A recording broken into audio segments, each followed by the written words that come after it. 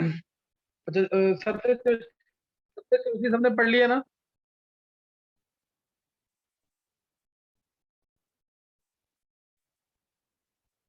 Surface chemistry सबने पढ़ लिया कि नहीं?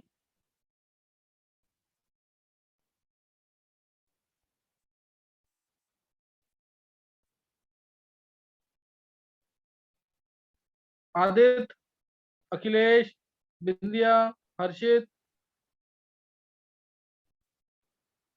सर हो हाँ बोल अखिलेश। सर हो गया। पूरा कर लिया है? यस। चलो। चलो अब मैं एक बार थोड़ा सा रिपीट कर रहा हूँ एक बार, ताकि बार ये हो जाए कि चैप्टर हमने कवर कर लिया। सबने पढ़ लिया होगा सरफेस केमिस्ट्री से ना, हम एक बार इसको रिपीट कर रिवाइज कर रहे हैं एक तरह से। तो अभी मैंने लास्ट टाइम जो मैं बताया था क्लासिफिकेशन ऑफ कोलॉइड्स, ध्यान है ना, क्लासिफिकेशन ऑफ कोलॉइड्स बताया था, जिसमें हमने एक डिस्कस कर लिया था based upon physical state of disperse phase and dispersion medium. यानी फिजिकल स्टेट में कि डिस्पर्ज फेज सॉलिड है या लिक्विड है, इसके बेसिस पे हमने 8 केसेस डिस्कस किए थे। Gas in gas colloidal solution में पॉसिबल नहीं होता, कोलाइडल सोल में गैस इन गैस पॉसिबल नहीं होता, ठीक है। तो अभी नोट करना है। देखो, अब अगर डिस्पर्जन मीडियम, ध्यान देना, ये जो based upon disperse phase and dispersion medium में एक रह गया था। अगर डिस्पर्जन मीडियम वाटर है, अगर डिस्पर्जन मीडियम वाटर है, तो उस सोल को क्या बोलेंगे?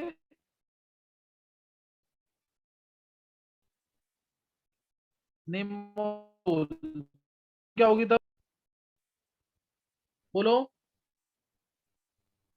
वाटर है तो क्या होगी? अल्कोहल है तो क्या होगी? बेंजीन है तो क्या होगी? गैसेज है तो क्या होगी? निकालो जल्दी से। Aquasol, aerosol, alcohol. Aquasol.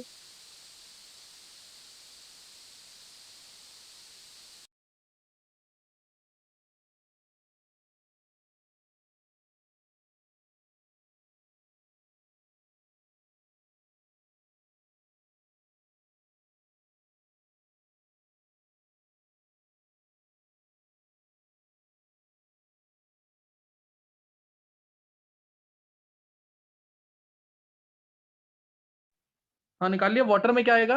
Aquasol. और बेंजीन है तो Benzosol, बेंजोसोल। अल्कोहल है तो alcohol. Alcohol. अल्कोसोल। अल्कोहल। गैसेज है तो एरोसोल। गैसेज हैं तो एरोसोल। इस तरह से डिस्पर्जन मीडियम अगर चेंज करेंगे तो सोल का नाम चेंज हो जाएगा। नेक्स्ट अब इसमें है, अब ध्यान सुनेंगे, पहला भी क्या हमने भैया, based upon physical state of disperse phase and dispersion medium. अभी पढ़ेंगे based upon type of particles of disperse phase. Type of particles, type of particles of disperse phase, है ना। Type of particles of disperse phase, तो इसमें है multi molecular colloids,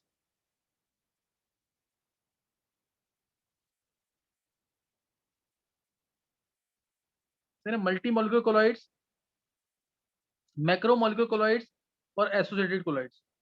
तीन है इसमें, मल्टी मोलिकुलर, मैक्रोमोलिकुलर, एसोसिएटेड। सबने पढ़ा होगा, मैं सिर्फ बोलूंगा, तुमने नोट्स अपने बनाए होंगे। मल्टी मोलिकुलर, मैक्रोमोलिकुलर और तीसरा एसोसिएटेड कोलॉइड्स। सबसे इंपॉर्टेंट एसोसिएटेड कोलॉइड्स है। मल्टी मोलिकुलर, देखो कोलॉइड्स के केस में साइज रेंज क्या थी? 10 से 10,000 एंगस्ट्रॉम, याद है ना। कोलॉइड्स के केस में साइज, पार्टिकल साइज कितना था? 10 से 10,000 एंगस्ट्रॉम के बीच में।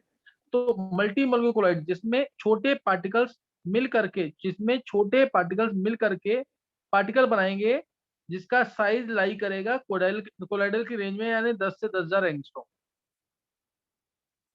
समझिए कि नहीं? क्या चीज है? हाँ, जब हम छोटे पार्टिकल, जिससे इसमें क्या होगा, जब हम पार्टिकल्स को डालेंगे डिस्पर्जन मीडियम में, ध्यान देना, जब हम पार्टिकल्स को डालेंगे डिस्पर्जन मीडियम में, तो जितने पार्टिकल्स हैं सब कंबाइन करके पार्टिकल साइज देंगे 10 से 10,000 एंगस्ट्रॉम के बीच में। 10 से 10,000 एंगस्ट्रॉम के बीच में साइज आ जाएगा इस तरीके से। ये छोटे सर पार्टिकल से अंदर जैसे ही हम डिस्पर्जन मीडियम में डालेंगे, तो वो सब कंबाइन करके क्या दे देंगे? ये साइज दे देंगे, जो 10 से 10,000 एंगस्ट्रॉम के बीच में होगा। ये मल्टी मोलिकुलर कोलॉइड्स हैं, जैसे thousands of gold atom combine to form gold sol, 100 to 1000 of sulphur molecule combine to form sulphur sol. इसमें पार्टिकल साइज छोटा था इसलिए मॉलिक्यूलर मास कम होगा, van der Waals forces week होंगे। किसी को डाउट तो नहीं है? No, sir. तो हाँ, दूसरा है मैक्रोमोलिक्यूलाइट्स। मैक्रोमोलिक्यूल बोलते ही दिमाग में आ जाना चाहिए प्रोटीन्स, स्टार्च, लिपिड्स, जिनका मॉलिक्यूलर मास ज्यादा होता है, जिनका साइज बड़ा होता है, जिसका मॉलिक्यूलर मास ज्यादा होता है, साइज बड़ा होता है। तो ये आ जाएंगे, कोई भी कार्बोहाइड्रेट आ गया, प्रोटीन्स आ गया, लिपिड्स आ गया, जिसमें मॉलिक्यूलर मास बहुत ज्यादा है, मतलब 10,000 के आसपास का, 10,000 MU के आसपास का। तो जैसे ही हम इसको डिस्पर्जन मीडियम में डालेंगे, ये टूट करके when such type of macromolecule when large when a big size molecule is dispersed in dispersion medium, then it dissociates to form particles lying in the colloidal range। जैसे ये मैक्रोमोलिक्यूल बड़ा molecule है, तो जैसे ही इसको मैंने डिस्पर्जन मीडियम में डाला, जैसे ही इसको कार्बोहाइड्रेट है, प्रोटीन है, कोई भी, जैसे ही इसको डिस्पर्जन मीडियम डालेंगे तो ये पार्टिकल दे देगा कोलोइडल रेंज। इस तरीके सर मुझे एक डाउट था सर। बोल रही थी। सर मल्टीमोलिकुलर में है सर, इसके पहले वाला।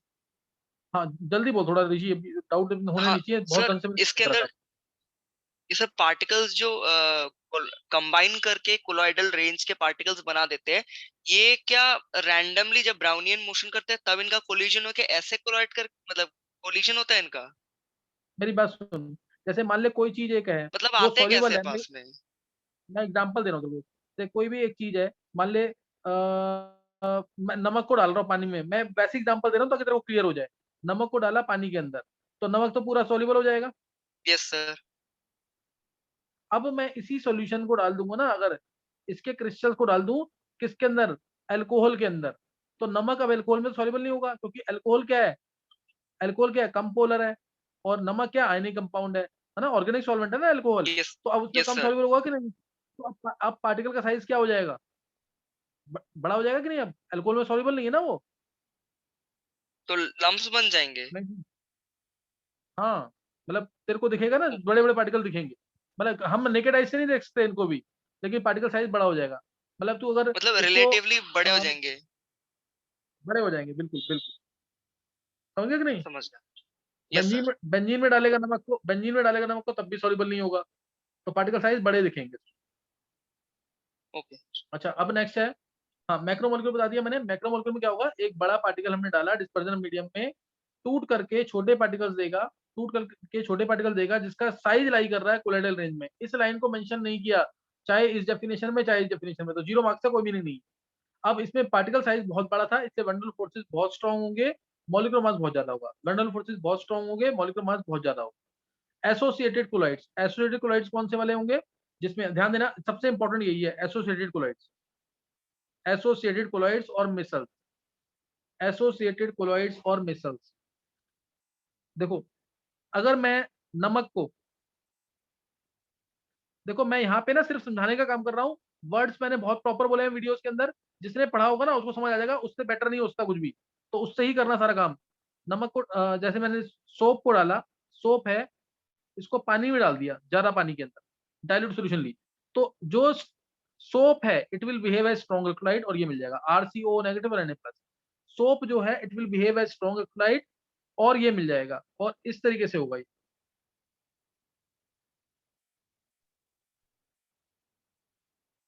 पानी के अंदर डाइल्यूट सॉल्यूशन अगर सोप की है, यानी पानी बहुत सारा है उसमें थोड़ा सा सोप डाल दिया, डाइल्यूट सॉल्यूशन अगर सोप की है, तो उसमें R पार्ट जो है पानी के ऊपर रहेगा, COO नेगेटिव पार्ट नीचे की तरफ रहेगा, ये नेगेटिव पार्ट।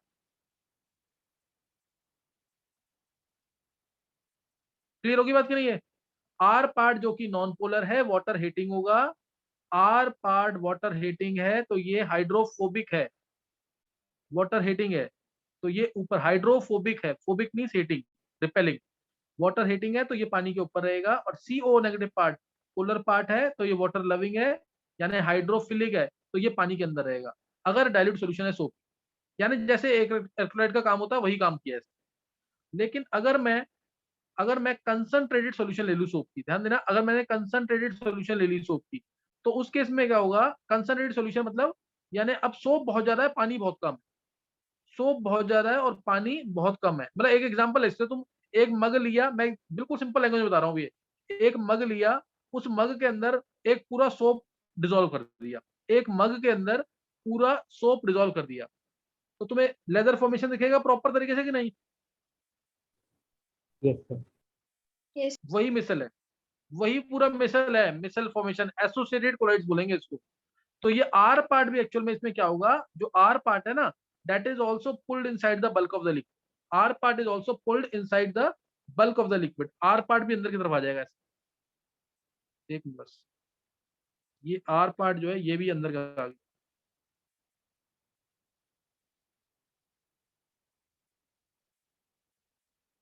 आर पार्ट अंदर की तरफ आ जाएगा, सही ना।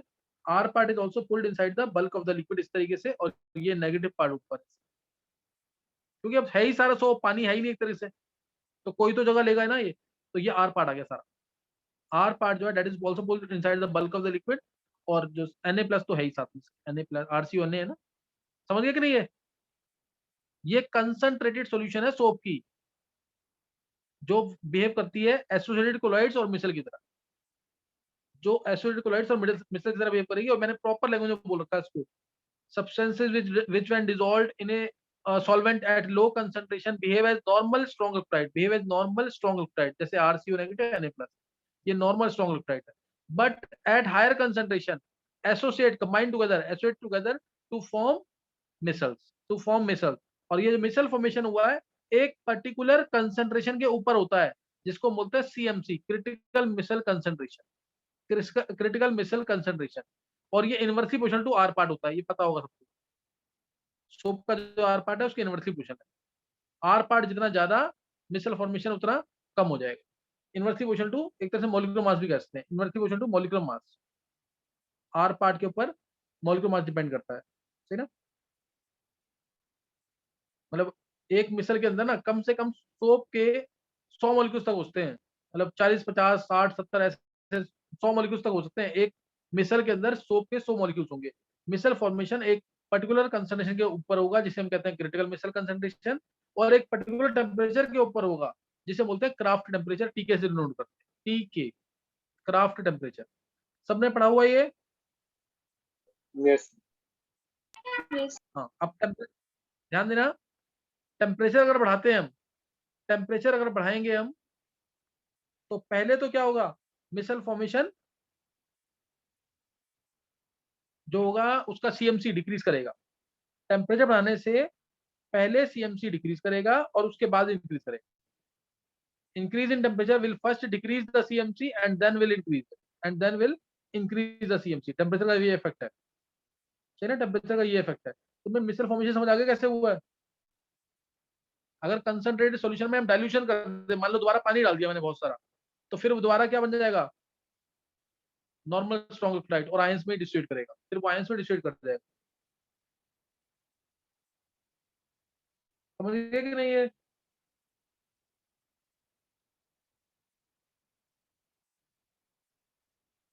Yes, sir. तो ये ध्यान रखना इस चीज का। और जो क्राफ्ट टेम्परेचर है ना, ये भी डिक्रीज कर जाता है with increase in R part.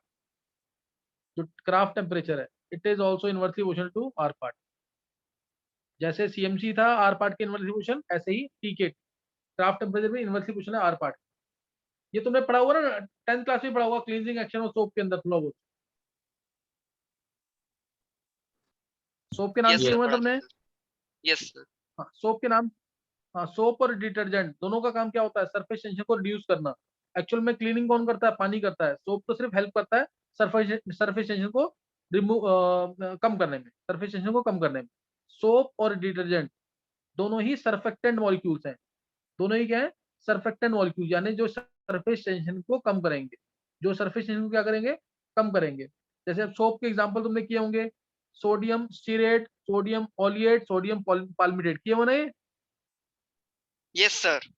Yes. Sodium stearate, sodium palmitate, sodium oleate, ये तीनों किए हुए ना। सोडियम स्टीरेट की बात करें अगर, yes sodium sir. Stearate, stearate से 17 याद रखना, स्टीरेट से 17, मैंने पहले भी बताया वो शायद, C17H35 COONA, C17H35 COONA। और सोडियम पाल्मिटेट, पाल्मिटेट से 15 याद रखना, C15H31 COONA, C15H31 COONA। Sodium oleate, पॉलीएड भी C17 है, लेकिन इसमें एक डबल बॉन्ड आ जाता है जिससे 2 हाइड्रोजन कम हो जाएंगे, C17H33 CON। ये बता रखा ना मैंने। यस सर, नोट्स में थे। हाँ, तो ये किसकी एग्जांपल है साहब? सोप की। ये सोप की एग्जांपल है, और ये इनको बोलेंगे एनायनिक सरफेक्टेंट, क्योंकि एनायन पार्ट बड़ा है ना, एनायन पार्ट बड़ा होता है तो एनायनिक सरफेक्टेंट बोलते हैं। Anion part is large and is involved in cleansing action, तो anionic surfactant. Cation part large है तो कैटायनिक सरफेक्टेंट, कैटायनिक सरफेक्टेंट। तो एनायनिक सरफेक्टेंट समझ आ गया? सर एक बार स्पेलिंग बता दो। सरफेक्टेंट, ये देख ले ऋषि, समझ गया? Yes sir. तो ये है। अब इसके कैटायनिक सरफेक्टेंट में नोट कर लेंगे सिटाइल कैटायनिक सरफेक्टेंट, जिसमें कैटायन पार्ट बड़ा होगा, सिटाइल ट्राइमिथाइल अमोनियम ब्रोमाइड। जैसे मैं बोलता हूँ tetra methyl ammonium bromide, ammonium bromide NH4Br होता है ना, अमोनियम ब्रोमाइड। बस इसके चारों एच हटाने हैं, चारों एच हटाने हैं, और क्या लगाना है? सिटाइल ग्रुप लगाना है। ये लगा रहा हूं मैं, चारों एच हटा रहा हूँ, एक एच हटा करके मैंने लगाया सिटाइल ग्रुप, यानी 16 कार्बन वाला एल्काइल, और N+ और 3 रहेंगे मिथाइल ग्रुप, 3 मिथाइल ग्रुप और Br, 3 मिथाइल ग्रुप और Br। समझ गए कि नहीं? है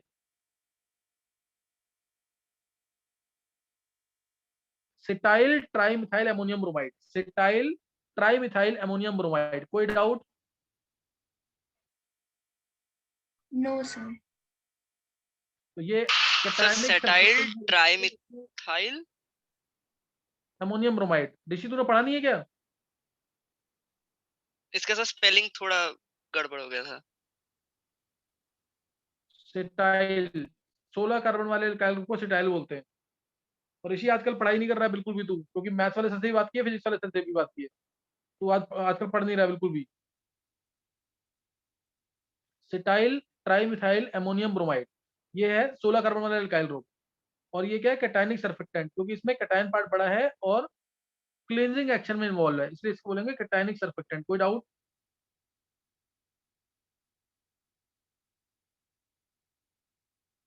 कोई डाउट तो नहीं किसी को इसमें? No, sir. ध्यान रखना, सोप के अंदर COO नेगेटिव पार्ट होता है, सोप के अंदर क्या होता है? COO negative part. और डिटर्जेंट जो कि ज्यादा पावरफुल होते हैं, हार्ड वाटर में भी यूज हो सकते हैं, उनके अंदर SO3 नेगेटिव पार्ट होता है, मतलब उसका एसिडिक, जो एसिडिक कैरेक्टर होता है वो ज्यादा होता है। जैसे एक एग्जांपल दे रहा हूँ मैं डिटर्जेंट की और एनायनिक वाले की, CH3CH2 whole 11, CH3CH2 whole 11 OSO3 minus Na+, sodium lauryl sulphate, sodium lauryl sulphate,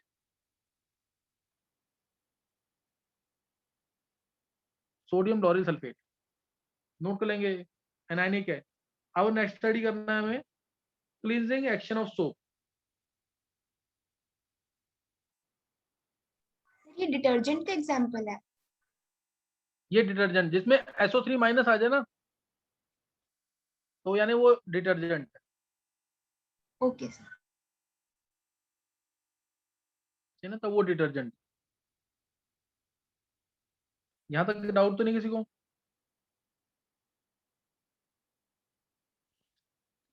चलो अब नोट करेंगे cleansing action of soap, cleansing action of soap. इसका एनसीईआरटी में जो क्वेश्चन है वो ऐसे दे रखा है, action of soap is due to micelle formation and emulsification, तो उसमें क्लींजिंग एक्शन एक्सप्लेन करना है। Cleansing action of soap, action of soap is due to micelle formation and emulsification, explain. तो इसमें क्या एक्सप्लेन करोगे? Cleansing action of soap. तो कोई भी क्लोथ का पीस है, इसमें मान लिया मैंने ग्रीस वगैरह लगा हुआ है, इस तरीके से क्लोथ का पीस है, ग्रीस वगैरह क्लोथ्स पे लगी जाता है, बॉडी भी ऑयल रिलीज करती है, वो क्लोथ के ऊपर आता है। तो ये क्लोथ का पीस है जिसके ऊपर क्या आ गया? ग्रीस आ गया, ग्रीस या ऑयल आ गया। तो ग्रीस या ऑयल आ गया, अब जैसे ही इसको सोप सोल्यूशन में डालेंगे, अब इसको हम कहाँ डालेंगे? सोप सोल्यूशन के अंदर।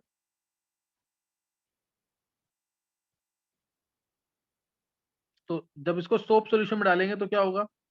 सोप में आर पार्ट जो है वो जाएगा ग्रीस के अंदर, ऑयल के अंदर, क्योंकि ग्रीस भी नॉन पोलर और सोप का आर पार्ट भी नॉन पोलर, दोनों नॉन पोलर, तो ये अंदर गया। और CO नेगेटिव पार्ट जो है, CO नेगेटिव पार्ट वो रहेगा पानी के अंदर। यहां तक किसी को कोई डाउट तो नहीं है? ये पानी है पूरा, समझ आ गया इतना?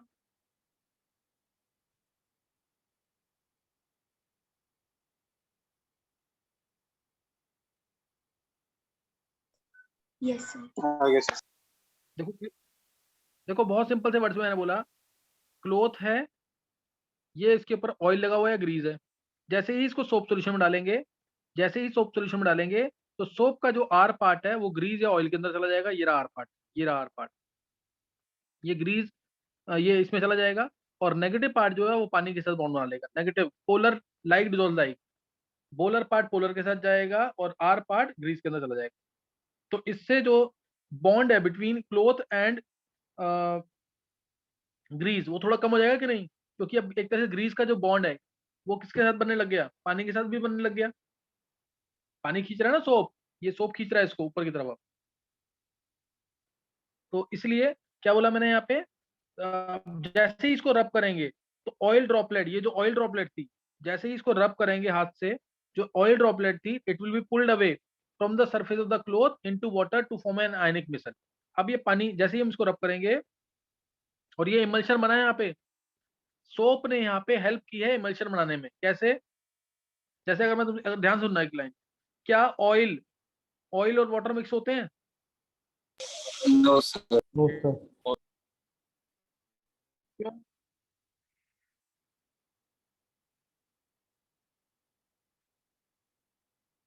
क्यों मिक्स नहीं होते? क्योंकि ऑयल क्या है? Non oil polar, non polar है, और वाटर क्या है? पोलर। पोलर है। ऑयल नॉन पोलर है और वाटर क्या है? पोलर। तो ये मिक्स नहीं होते। लेकिन अगर मैं इसके अंदर सोप डाल दूं, अगर मैं इसके अंदर क्या डाल दूं? सोप डाल दूं, ये ऊपर ऑयल है, मान लो ये ऑयल है, जैसे ही इसके अंदर सोप डालेंगे तो सोप का जो आर पार्ट है वो गया किसमें? ऑयल के अंदर। CO नेगेटिव पार्ट गया पानी के अंदर। मिक्स हो गए कि नहीं? अब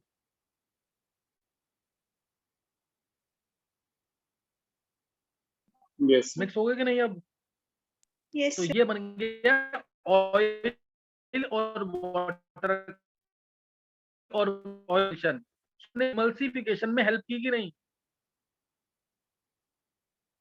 Yes, sir. Yes sir. Soap is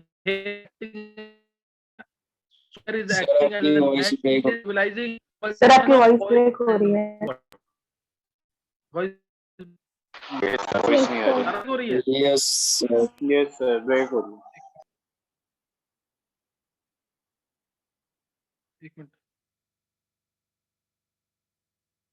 इसको समझो, जो मैंने बोला उसको समझो।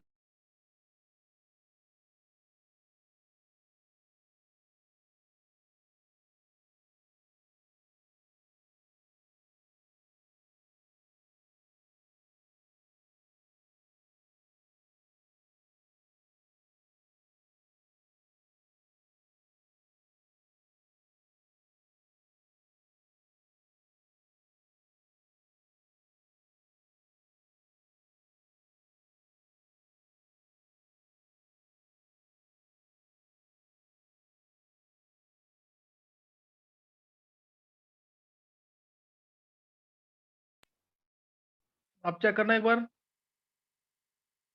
मुकुल। सही है सर। यस सर, क्लियर है। और थोड़ी सी, अच्छा अभी ये समझ आ गया। मैंने बोला action of soap is due to micelle formation and emulsification. जैसे ही हम सोप सॉल्यूशन में ग्रीस वाले कपड़े को डालेंगे तो इमल्शन बन जाएगा।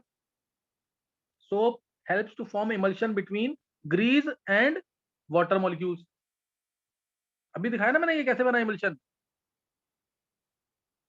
ऑयल था, ऑयल के अंदर गया आर पार्ट सोप का, CO नेगेटिव पार्ट गया कहाँ पे?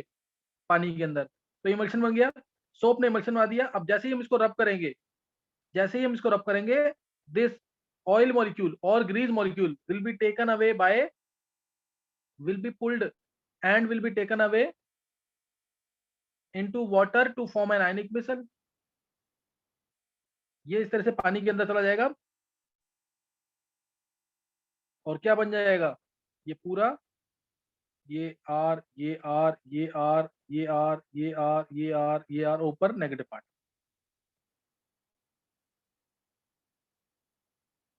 समझ गए कि नहीं?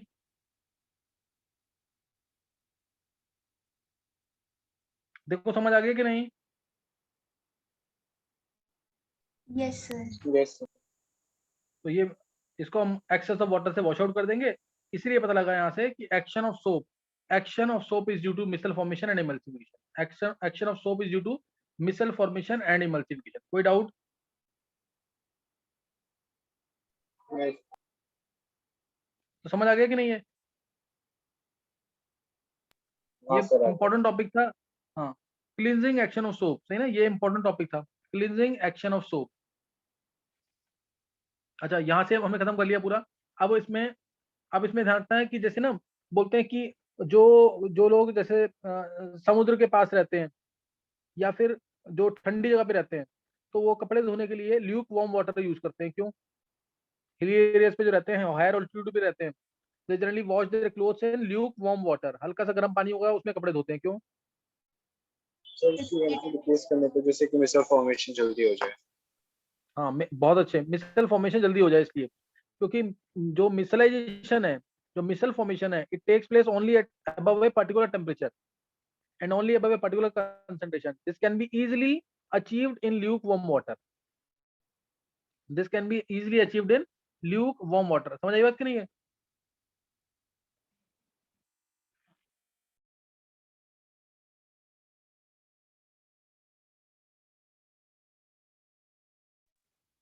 कोई डाउट तो नहीं है?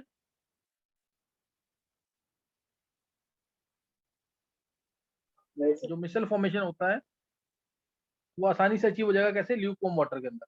अच्छा, अब नेक्स्ट जो है classification, this is based upon interaction between dispersed phase and dispersion medium. अब है इंटरेक्शन। यहाँ पे एक इंपॉर्टेंट क्वेश्चन बनता है बोर्ड का, मल्टीमोलिकुलर, मैक्रोमोलिकुलर और एसोसिएटेड कोलॉइड्स में डिफरेंस। मल्टीमोलिकुलर, मैक्रोमोलिकुलर और एसोसिएटेड कोलॉइड्स में डिफरेंस।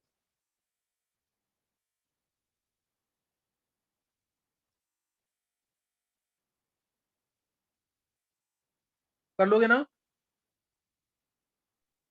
जैसे मल्टीमोलिकुलर में क्या यस था? सर। मल्टीमोलिकुलर में स्मॉल साइज मॉलिक्यूल लिए, मैक्रोमोलिक्यूल में बड़ा मॉलिक्यूल लिया, एसिडेट क्लोराइड में क्या था? Combination of large number of ions कह लो या aggregation of large number of ions. Multimolecule में लो मॉलिक्यूलर मासेस थे, मैक्रोमोलिक्यूल में हाई मॉलिक्यूलर मासेस थे, और एसिडेट क्लोराइड्स में क्या जनरली हाई होगा। हाँ, वीक ऑर्डर फोर्सेस थे मल्टीमोलिकुलर में। मैक्रोमोलिकुलर में स्ट्रॉन्ग ऑर्डर फोर्सेस थे, जैसे प्रोटीन्स के अंदर सबको पता है पेप्टाइड बॉन्ड होते हैं, जैसे जो बायो वाले स्टूडेंट है, नहीं तो हम बायोमोलिक्यूल्स में पढ़ेंगे सारा डिटेल में। प्रोटीन्स में पेप्टाइड बॉन्ड है, और कार्बोहाइड्रेट्स में ग्लाइकोसिडिक लिंकेज है, न्यूक्लिक एसिड में फॉस्फोडाइएस्टर लिंकेज है। तो यहाँ इनके अंदर जो फोर्सेज होते हैं वो स्ट्रॉन्ग होते हैं, फोर्सेज क्या होते हैं? स्ट्रॉन्ग होते हैं। और एसोसिएटेड कोलाइड्स में जितना ज्यादा कंसंट्रेशन होगा उतने स्ट्रॉन्ग फोर्सेज, जितना ज्यादा कंसंट्रेशन, हाँ, उतने स्ट्रॉन्ग फोर्सेज होंगे उसके अंदर। अच्छा, अब आगे यहाँ पे based upon interaction between disperse phase and dispersion medium. Based upon interaction between disperse phase and dispersion medium. Interaction between disperse phase and dispersion medium, तो ये इसमें है लायोफिलिक और लायोफोबिक। पढ़ा हुआ सबने? बहुत इंपॉर्टेंट क्वेश्चन है बोर्ड का। Yes sir. Yes sir. Lyophilic और लायोफोबिक कोलाइड्स। लायोफिलिक कोलाइड्स क्या होते हैं? लिक्विड लविंग, जैसे गोंद को डाला पानी के अंदर या स्टार्च को डाला पानी के अंदर, गम, जिलेटिन, स्टार्च, इसको पानी में डालेंगे तो लायोफिलिक यानी लिक्विड लविंग सोल बनेगा। क्या बनेगा? लिक्विड लविंग सोल बनेगा। और लायोफोबिक को पानी में डालेंगे, जैसे मेटल्स या उनकी सल्फाइड्स को पानी में डालेंगे तो लिक्विड हीटिंग, मतलब आसानी से इंटरेक्शन नहीं होगा, तो इसलिए वो लायोफोबिक है। लिक्विड लविंग सोल्स कौन से हैं? लायोफिलिक। लिक्विड हीटिंग सोल्स कौन से हैं? लायोफोबिक। जैसे गम और स्टार्च या जिलेटिन को पानी में डाला तो लिक्विड लविंग, और हमने अगर मेटल्स या उनके मोल्टन मेटल्स या उनके सल्फाइड्स को डालेंगे पानी में तो क्या होगा? लिक्विड हीटिंग होंगे, तो वो लायोफोबिक है। वो क्या है? लायोफोबिक। तो लिक्विड लविंग सोल्स, यानी ये तो कोलाइडल सोल डायरेक्टली बना देंगे। सिंपल हमने क्या किया? गम को लिया, पानी में डाल दिया, लायोफिलिक सोल तैयार हो गया, इसे बोलेंगे इसलिए इंट्रिंसिक सोल। पढ़ा हुआ ना तुमने? ये इंट्रिंसिक सोल है because it is forming colloidal sol directly. intrinsic soul, it is forming colloidal soul directly, therefore it is called as intrinsic. Extrinsic में it is not forming colloidal directly soul नहीं directly. बनाता, उसके लिए कुछ special processes होते colloidal soul को directly नहीं बना रहा है, तो ये क्या होगा? एक्सट्रिंसिक. ये इंट्रिंसिक क्या है? जो डायरेक्टली बना देगा. एक्सट्रिंसिक क्या है? जो डायरेक्टली नहीं बनाएगा, वो एक्सट्रिंसिक. उसके बाद दूसरा, ये रिवर्सिबल होता है. एक बार मैंने हीटिंग करके, वेपराइजेशन करके, गर्म करके, मान लो पानी से गोंद को अलग भी कर दिया, गम को अलग कर दिया, दोबारा मिक्स करेंगे, दोबारा मिक्स हो जाएगा कि नहीं? Yes sir. है ना? तो once separated soul can be regenerated by simply mixing with the dispersion medium. Once separated, soul can be regenerated by simply mixing with the dispersion medium, therefore it is reversible. लेकिन irreversible में ऐसा नहीं होगा. मैंने अगर इसको, मैं भी आगे सिखाऊंगा indirect methods to prepare lyophobic soul. मैंने इसको किसी तरीके से बना दिया, अगर मैं इसको गर्म करके या भी किसी भी तरीके से करके evaporation करके अलग कर देता हूँ, तो पहले ही अनस्टेबल था, तो ये अब दोबारा मिक्स करने में मिक्स तो नहीं होगा ना ये, तो इसलिए ये इरिवर्सिबल है. Sol can't be regenerated by simply mixing with the dispersion medium. एक बार सेपरेट करने के बाद, समझ गए कि नहीं? ये तो ये इरिवर्सिबल है. हाइड्रेशन, ये ज्यादा सॉल्वेट होगा, it is solvated. Clear? It is solvated, but this is not solvated. मतलब very less solvated, very less hydrated. ये हाइड्रेट हो जाता है, ये घुल जाता है, ये घुलेगा नहीं, है ना? Less solvated, not solvated. इसके अलावा ध्यान सुनेंगे, stability, it is quite stable. ये तो स्टेबल है, ये क्या है? अनस्टेबल. ये अनस्टेबल है. अब दो पॉइंट इंपॉर्टेंट है, सरफेस टेंशन वाला पॉइंट और विस्कोसिटी वाला पॉइंट. इस केस में देखो, मिक्स हो गया है आसानी से, लायोफिलिक सोल जो है मिक्स हो गया आसानी से, डिस्पर्स फेज और डिस्पर्जन मीडियम आसानी से मिक्स हो गए. जब मिक्स हो गए आसानी से, तो सरफेस टेंशन क्या हो जाएगी? डिक्रीज. जो सरफेस टेंशन की बात करते हैं तो हमेशा सॉल्वेंट की बात कर रहे हैं. तो सरफेस टेंशन, अब मॉलिक्यूल्स इतने पास नहीं रहेंगे सॉल्वेंट के, तो सरफेस टेंशन क्या हो जाएगी? डिक्रीज हो जाएगी. उनके बीच में फोर्सेस क्या हो जाएंगे? कम हो जाएंगे. तो सरफेस टेंशन क्या कर जाएगी? डिक्रीज कर जाएगी. सरफेस पे टेंशन क्या कर जाएगी? डिक्रीज कर जाएगी. समझे कि नहीं? और लायोफोबिक में तो मिक्स तो हुआ ही नहीं है, लायोफोबिक में मिक्स तो हुआ ही नहीं है, इसलिए हम बोलेंगे जनरली जो सरफेस टेंशन है, it will be similar to that of dispersion medium. इसमें सेम रहेगी डिस्पर्जन मीडियम की. फिर इसके बाद है विस्कोसिटी. क्योंकि लायोफिलिक सोल में जैसे गम और वाटर आसानी से मिक्स हो गए हैं, तो विस्कोसिटी, मूवमेंट में रेजिस्टेंस आएगा. Resistance to flow possessed by liquid, यही तो होता है विस्कोसिटी. तो विस्कोसिटी इस केस में डिक्रीज कर जाएगी, विस्कोसिटी डिक्रीज कर जाएगी. और इसमें विस्कोसिटी क्या रहेगी? लगभग सेम. क्यों? क्योंकि मिक्स तो हुए नहीं है, मिक्स नहीं हुए, तो विस्कोसिटी लगभग सेम रहेगी. समझ गए डिफरेंसेस कि नहीं? Yes sir. हाँ, तो ये ध्यान का चीज का इंपॉर्टेंट पॉइंट है ये. अच्छा, अब इसके बाद एक, ये क्वेश्चन तुमने 11th क्लास में भी किया था, अगर ध्यान हो तो. इंपॉर्टेंट क्वेश्चन है surface tension related, surface tension से रिलेटेड. मैंने कर्व्स दिए थे 3, सरफेस टेंशन वर्सेस कंसंट्रेशन के.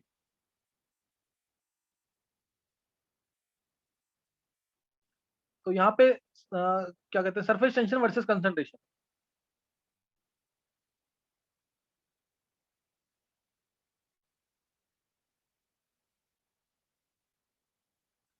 तीन कर्व दे दिए थे, एक कर्व ये दे दिया, एक कर्व ऐसे दे दिया, और एक कर्व इस तरीके से. तो बोला था कि ये कर्व किस किस के लिए, कौन सा कर्व NaCl के लिए है, कौन सा कर्व RCONA के लिए है, कौन सा कर्व एक रह गया ना ROH के लिए. बताएंगे आंसर?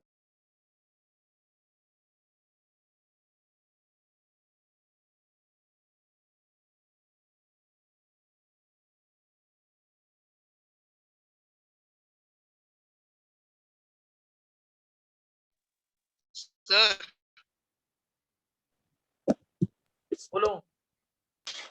सर पहला वाला जो कर्व है जो ऊपर जा रहा है वो RCONA के लिए, दूसरा वाला NaCl के लिए, और जो लास्ट वाला वो ROH. चलो, क्यों है बता. सर सबसे पहले सरफेस टेंशन बिल्कुल जोर से बढ़ रही है, और RCONA में वो पार्ट ज्यादा है, R पार्ट, और ये लायोफोबिक होगा, तो इसलिए इसका हम ये बता सकते हैं. और उसके फिर ROH ऋषि, अब वाटर लविंग होगा।